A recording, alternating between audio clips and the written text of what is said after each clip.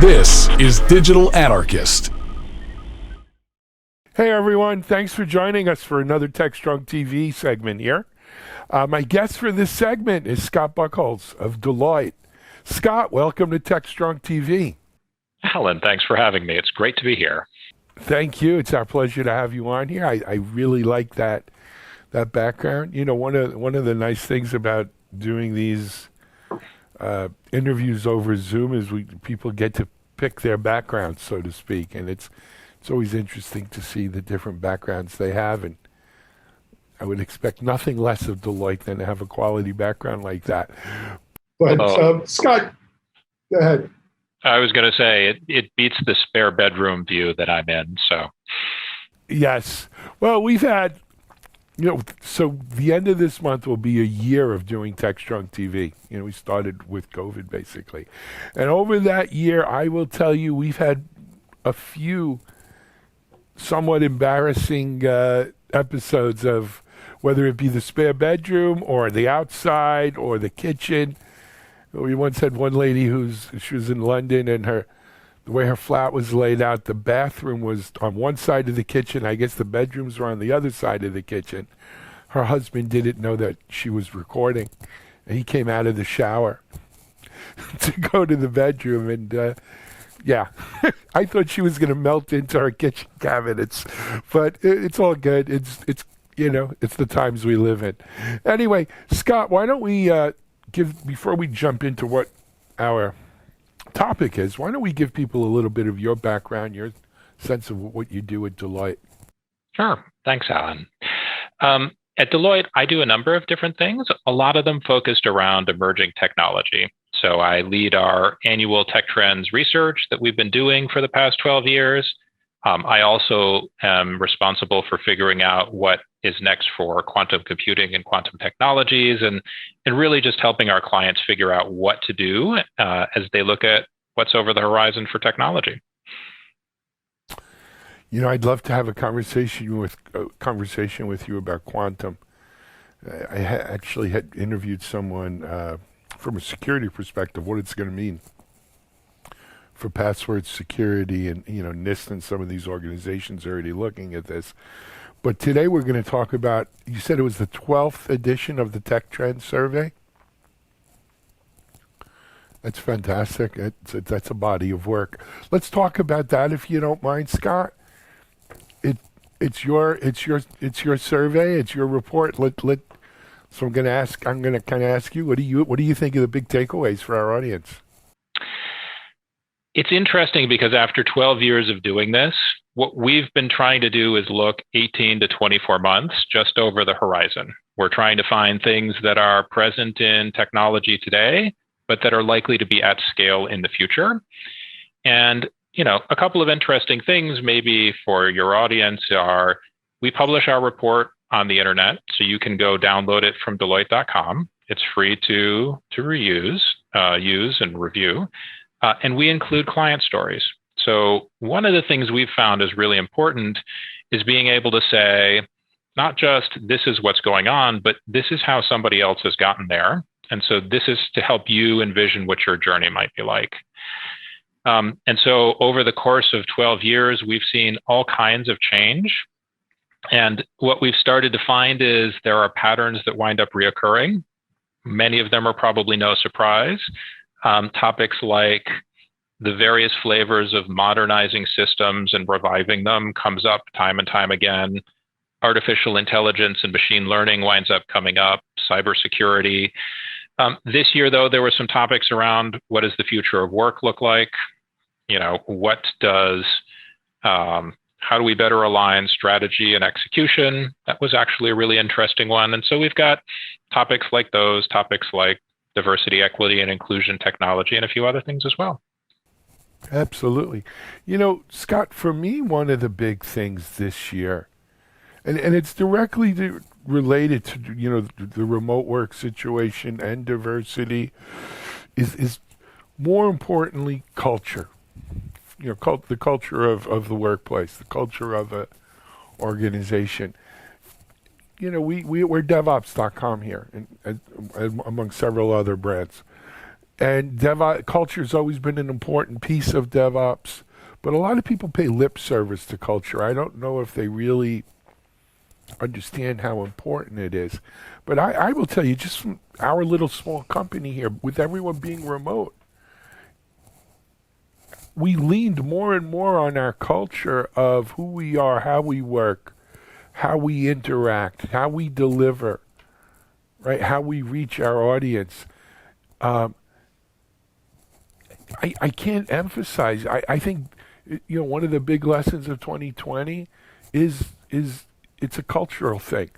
Also, I think going forward, as we talk about who's going to come back to the office, who's not going to come back to the office, what's the new normal going to be? Again, culture is at the heart of that.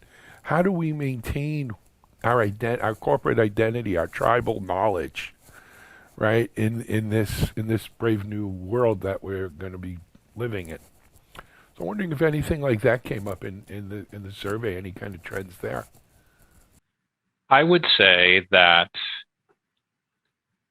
we look at things that are IT trends, but Alan, as you pointed out, I mean, there is always a subtext of, if it's not culture, it's organizational change, it's roles and responsibilities, it's, how do we work, and all of those things invariably enter into the discussion, because ultimately Deloitte really isn't a technology for its own sake kind of organization. It's technology for the sake of helping people solve business problems.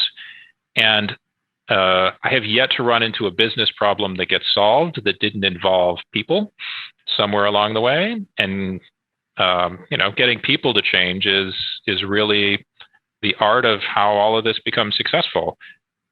Your DevOps comment, by the way, reminds me of one of my favorite observations.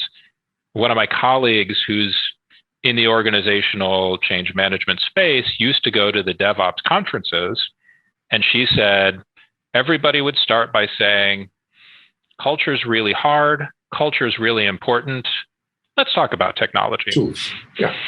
I call it bag diving, right? They go right to the bag. Let me tell you what shiny trinket I have here. But nevertheless, I think the lesson is, the tools are great, the technology is great, but it's about the people. And I think you said something, Scott, which is important, is that sooner or later it comes down to the people. The technology is about the people in a certain extent, But in any event, let's talk about some of these trends for 2021. What do you think would be sort of what most surprised you, if you will? What do you think was maybe the most counterintuitive of the trends that you saw coming out?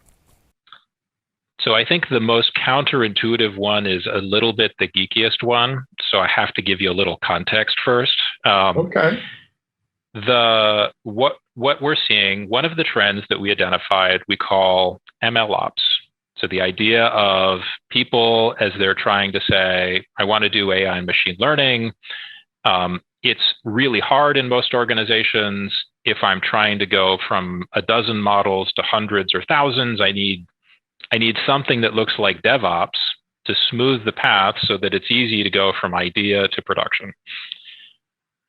So that makes a lot of sense, right? It has a whole lot of moving parts. We could talk for hours about that. But here's the interesting thing is, as you start moving in that direction, the thing that you begin to find is we've actually spent 5 decades managing data for humans. It's so that, you and I could have a couple pieces of data to make a couple of decisions, because that's the limit of what we can do. Well, AI can look at tens of thousands of data points, not 7 plus or minus 3. It can do it all the time, every day, all day. And it can do it at scales that, just don't match what humans need. And so there's actually, we call it machine data revolution. There's actually a really interesting set of stuff going on around data management, where people are realizing it's not clear that we've been doing this the right way for a long time, or at least it's not clear that the old way of doing things is going to be the new way. I agreed.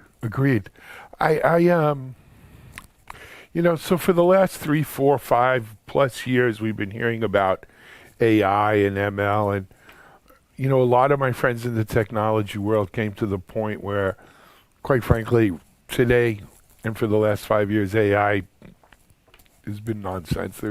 We're not really in AI. We're really living in ML for the most part. And it's machine learning, recognizing patterns and stuff like that. Well, I got to tell you, I saw a demo yesterday for a company. I'm not going to mention the name right now, but the demo was cloud optimization, actually. So you have a complex cloud deployment. Could be multi-cloud, single cloud, whatever. You set it loose on this product on that cloud deployment.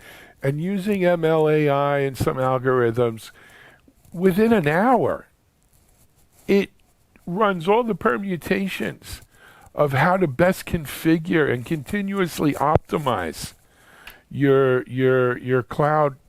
And they had a reference customer was Quicken Online, not QuickBooks, Quicken Online. They saved 78% savings in cloud costs, and at the same time, we're something just under 20% faster. The way their apps, the way their apps ran by this optimization. How did you do it? I asked the CEO and the CTO. The answer was, we took people out of it. These are microservice-based applications that have hundreds, if not thousands, of threads, and human beings at this point are incapable of dealing with all the permutations here and all the dials that can be set within your cloud environment to truly optimize, because the humans are doing it kind of by gut, by past experience. You know what I mean? It's art, not science. Where this product just ran through them all in, within the hour and came up with the optimal thing, and then continuously monitors it to improve it. To me, that's what we're talking about here, Scott. Humans can't keep up with that. We can't compete with that. Good or bad, I don't know. Well, I think it's interesting, right? Because if you look at a lot of the studies, and I believe, by the way, this to be true, is that in most cases, or almost all cases, computers combined with people in thoughtful, deliberate ways beat computers or people alone. And, you're talking about the case which is absolutely true, where you have a ton of information, you have a ton of data, you have a ton of dials, and there are non-intuitive relationships between all the piece parts. And absolutely, machine learning is really great at taking stuff like that candidly is really tedious and finicky, and figuring out better answers. Now, you probably still need a human to look at the thing in the first place and actually say whether or not the whole design hangs together. So your computer engineer can make it run better, but your human architect can probably tell you whether or not it's, the roof is on the floor in the first place. Right. And so I actually personally believe that that's a really great example of, I don't want to say a job, that's well suited to, it's probably a job that's well suited to somebody who never gets bored. Well, right. Computers never get bored. Now, it's also probably not going to give you a creative answer or a super creative answer on the other hand either, because that's not really what it's designed to do. Yep. And so I actually believe, Alan, that, and I've seen a bunch of other cases where machine learning can show much more breadth of human understanding than people sort of typically appreciate. And in the best cases, people are saying, look, let's take the best of what the machine can do with the best of what the human can do and put those together and make 1 + 1 be 3, not, 1 + 0 is 1 somehow. Yeah. I mean, whenever we come to these sort of moments in time, if you want to call it that, there's always an adjustment period, though, Scott, right? Where it takes a little bit of, trial and error, so to speak, until you recognize what is the right ratio of human to machine in this case, or what have you. And I think maybe that, it's that awkward adolescent stage. I think we're there in a lot of these areas right now when it comes to things around ML and AI. We're at that awkward adolescent stage where we're recognizing, A, automation allows us to go much faster than we can is not automated. And if we're going to automate, it's really hard for humans to keep up at that level. But finding the right mix, finding the right dial settings for both of these, and how you interact with the human, is I think still that's where we are now. We're not quite fumbling in the dark, but we're learning. We're learning as we go here. Yeah, I think that's right. And here's another fun thing to think about, which is, if you think back a decade, what we called AI was talking to your computer and having it talk back. And if you went, a decade back from there, it was automated translation. And if you went a decade back from there, and if you come forward to today, those things have product names. They're not AI anymore because my phone does it, right? So that's no longer artificial intelligence. So what you find when you look at the history of the field is what we call AI is always in the future. It's always the thing we can't do quite yet. And the stuff that we've somehow grown accustomed to over the past little while is somehow normal. And so, 100%, yes, we've reached the adolescent stage. We have reached the next stage of automation technology, where we went from things that were straightforward and rule-based to now things that are a little bit more probabilistic, require a little bit more discernment and judgment. And then the question is, where do we go from here, and how do we figure out what are good things to apply repeated discernment and judgment, and where is human creativity really required? Yeah, and we'll get there. I'm confident of that. Scott, what about maybe some other trends that you saw? Well, I think one of the interesting ones too is really around people are rethinking. So COVID gave a real big jump to IT departments' credibility, which then meant, also people were working remotely and realizing how difficult it was to work with some of our old legacy systems or our old core systems. And so some of what we've also seen is people taking the past year and starting to relook at modernization, or relook at putting a new interface on an old system, or relook at some of those things. And I think increasingly we're seeing, new technologies, new techniques, new approaches. People are just getting more creative than we did a few years ago. So people are starting to say, hey, if I've got a whole lot of legacy code and I don't really know what it does, there are better tools today to help try to find the business rules in the code so that you can pull them out in a more automated way. If you're trying to put a new interface on your application and do things, some of the low code and no code solutions are working really well. And so they've become a lot more powerful. There's actually a lot more they can do. It's interesting to see as well, in terms of the trends, how much some of the old technologies are catching up. And, when you go talk to people who have legacy problems, a lot of times people will say, well, 10 years ago, we looked at doing such and thus, and it didn't make sense at the time. And so sometimes what we tell people is, look, if you haven't looked in the past few years, you might want to look again. The landscape and the sophistication of the tools is actually quite a bit higher than it was even a couple of years ago. Agreed. We did a virtual event, I think it was a full 8 or 10 hour day on the low code, no code market. We had a lot of the leading players in there, and a bunch of organizations who've used it to make, this isn't Microsoft Minesweeper or whatever. They're creating real business apps that you'd look at and no idea it was made in a low code, no code environment. And I think that trend's only continuing. I actually interviewed a professor from the University of Texas, Dallas, just the other day, who, they've started teaching this now. They have 2 different versions of it, one for developers, one for non-developers. because non-developers, can, if they need to get something done and they don't have, developer talent is at such a premium. It's a quick way of making things happen. You said something else though, Scott, that I think is worthwhile digging into, and that is sort of the justification of IT. I forgot exactly the phrase you used, but the recognition of IT.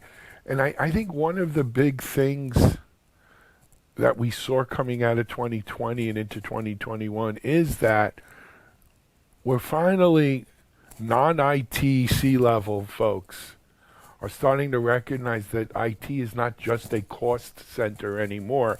And one of the top goals should be, how do I cut my IT budget, right? How do I become more efficient in IT, save some money and still get the same thing? No, those investments in IT pay off in a better business, a more profitable business, a just better. And that's encouraging and refreshing after spending so many years in the IT world to see this really starting to take hold now. Yeah, and yes, and so here are a couple interesting things just to know, right? We've done studies of board effectiveness, and one of the things that we've found is companies who have boards who are more technically savvy perform better than those who don't, right? By statistically significant amounts.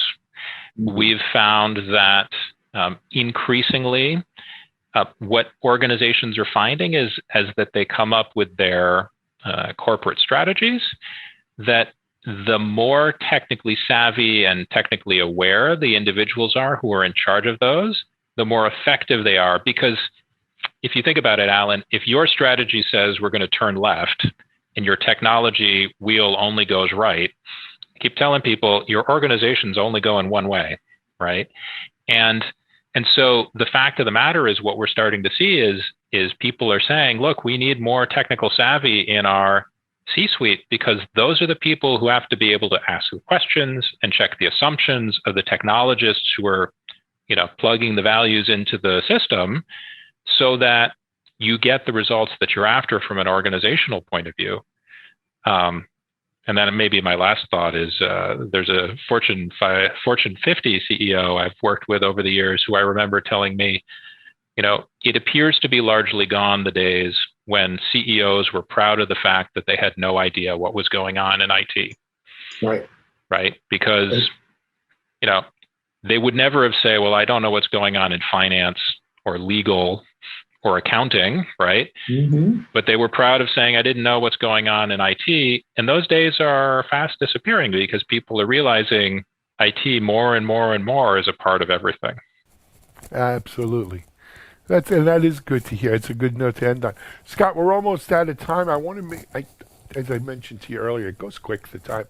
Is there anything important you want to get in, to tell our audience here, or that we maybe haven't covered?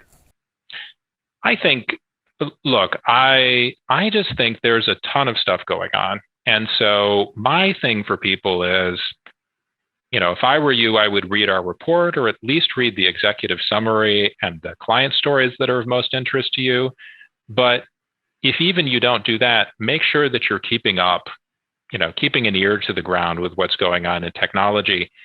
The challenge sometimes is it's easy to get lost because there are so many shiny objects, as you were talking about, Alan.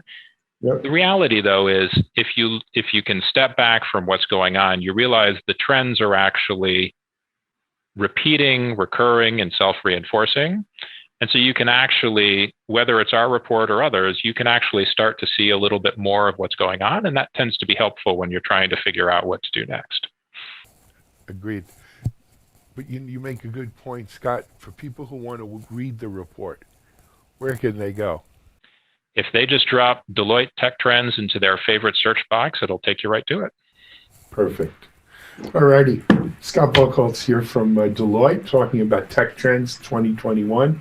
You can go Google, or if you don't want to Google, whatever your search bot is, Deloitte Tech Trends 2021 will take you to it. You can read the report, the case studies, the summaries. There's a lot of slices of it there. Go check it out.